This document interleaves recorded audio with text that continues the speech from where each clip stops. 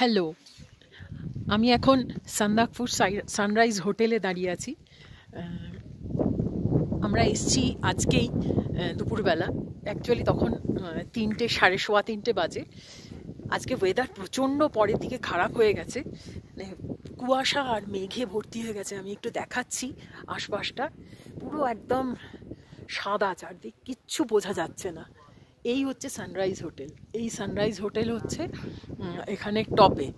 এই সানরাইজ হোটেলের ছাদে উঠলেই ওখান থেকে সানরাইজ এবং সব পিকগুলো, যদি ওয়েদার ভালো থাকে, দেখা যায়। চারপাশটা দেখুন, দেখলে বুঝতে পারবেন। আর সেই রকম ঠান্ডা হাওয়া দিচ্ছে, যদিও টেম্পারেচার এখন 8 ডিগ্রি সেলসিয়াস, কিন্তু যেহেতু ঠান্ডা হাওয়া দিচ্ছে আর এত মেঘ আর কুয়াশা, প্রচণ্ড ঠান্ডা লাগছে। সেটা আমাকে দেখেই বোঝা যাচ্ছে নিশ্চয়ই যে প্রচণ্ড ঠান্ডা। এই যে চারপাশটা দেখাচ্ছি আমি, পুরো সাদা।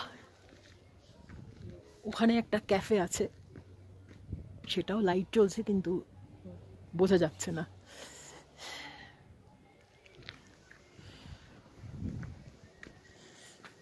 তো এই ঠান্ডায় আমরা আছি কাল অবধি। কালকে আমরা এখানে সানরাইজ দেখব, যদি ভাগ্যে থাকে। তারপর এখান থেকে পিক দেখব, দেখে তারপর চলে যাব সোজা ইলাম। কিন্তু বেশ ভালো লাগছে, মানে একটা নতুন ধরনের অভিজ্ঞতা।